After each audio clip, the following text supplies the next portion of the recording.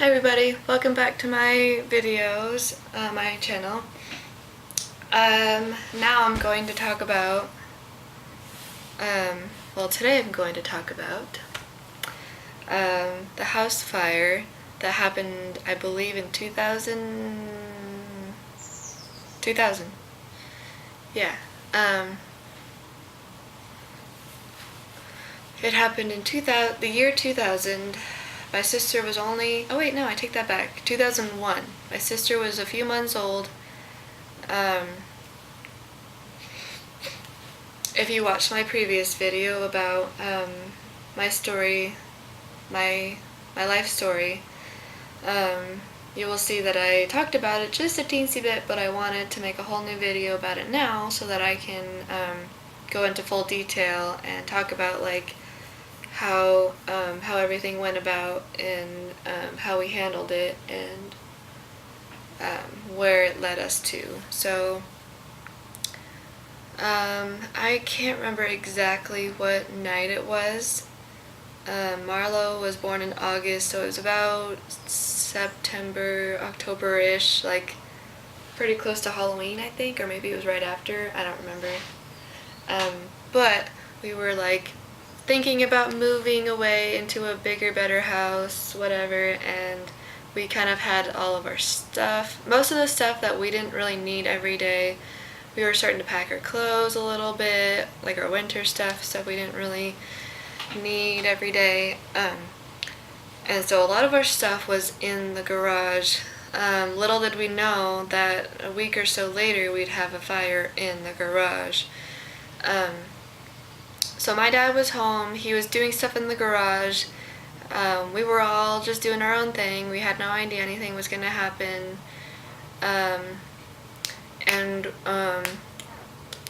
Let's see. So we all went to bed that night. My dad left a light on or something electrical on, like a driller or something. And we all went to bed, and it was around like 11:30 at night.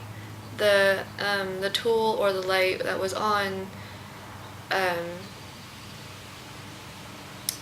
somehow made a fuse. Like, I think it was a light. I think the light broke and it like made a fuse and it caught on to something and it started to turn into a fire, and then it got bigger and bigger and bigger, and before we know it, like everyone was asleep. My dad was out somewhere.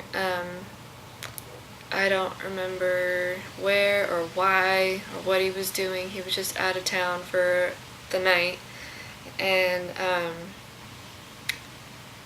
no, he did not do this on purpose. He did not set that light on fire on purpose. I sometimes thought he did I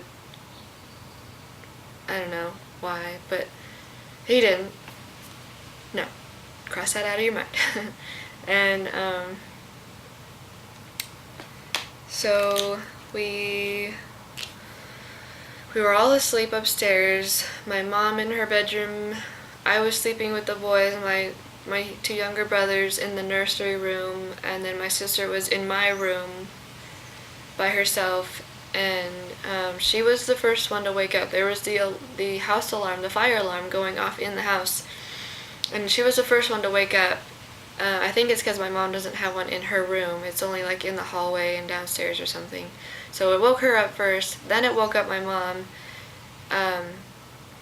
My mom came in the room, and I remember distinctly like being kind of awake, kind of just like, what's going on out there ish, like really in and out of sleep.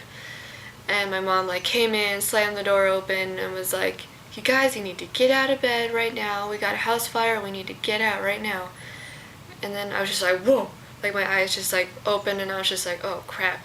So my brother bounced out of bed, out of the top bunk. I was in the bottom bunk of the bunk bed. My mom grabbed Tegan because he was in her crib, but he was like big enough to like walk or something. And then my mom grabbed my little sister Marlo, and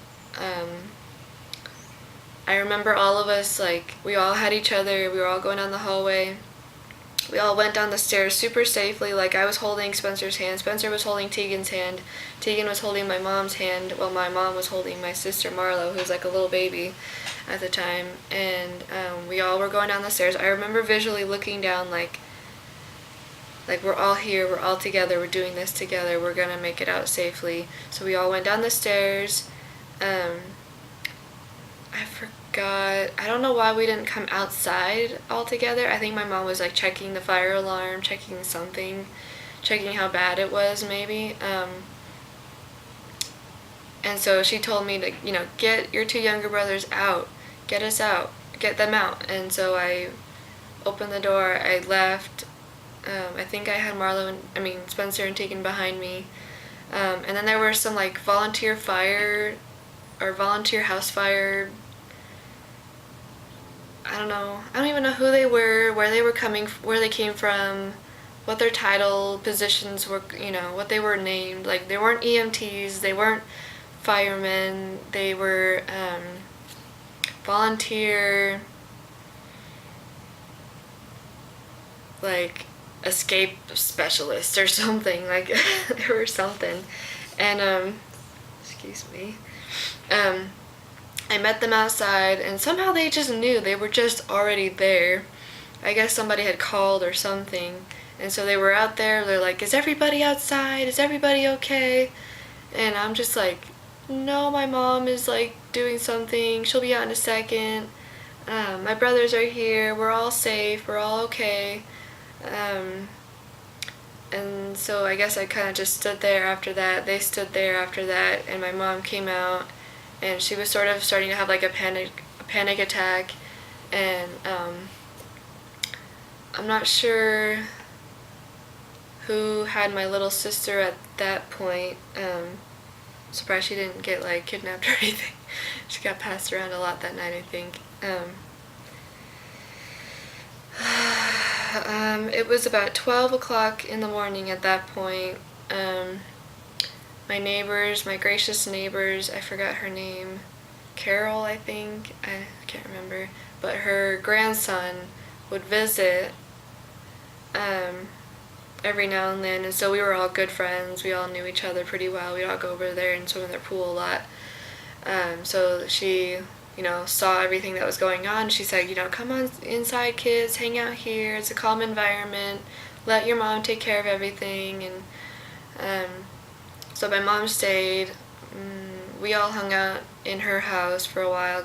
The friend that we usually hung out with in that house wasn't there. He was with his parents at the time, and so it was just us. My mom was getting checked by the EMTs because she was having like an anxiety attack or something like that, and really just needed some oxygen, needed to calm down, and needed to be with her husband, my dad, who was somewhere, who knows.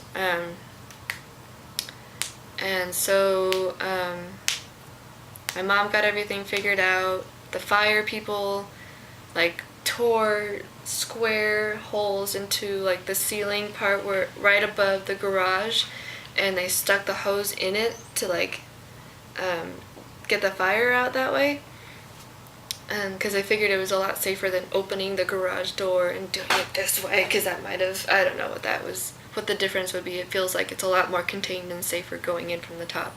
So it made sense to me, and it was like, they're tearing our roof.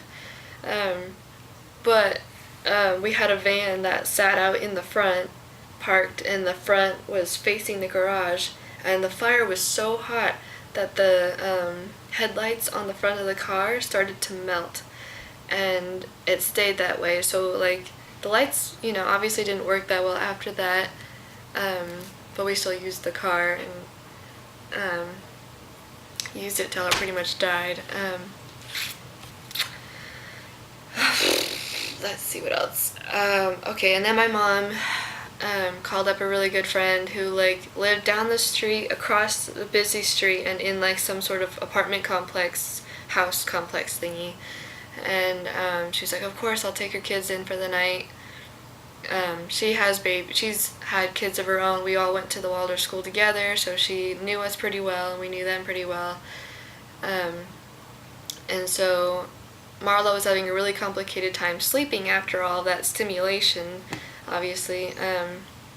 So me and my brothers, we slept on this pull-out bed that they had at their house, and my sister had a really hard time. She was crying a lot. She needed to be like rocked back to sleep and whatever. And so I guess finally when she fell asleep, the house was still. We all passed out, and I don't remember what happened. I think we all stayed there. I think that everyone in the house went to school and went to work. It was a-okay. We all stayed there and hung out for the day, just kind of had a chill spot to stay while my mom took care of Lord knows whatever she had to take care of. Maybe she slept at somebody else's house and needed the night to just whew, and I totally understand that.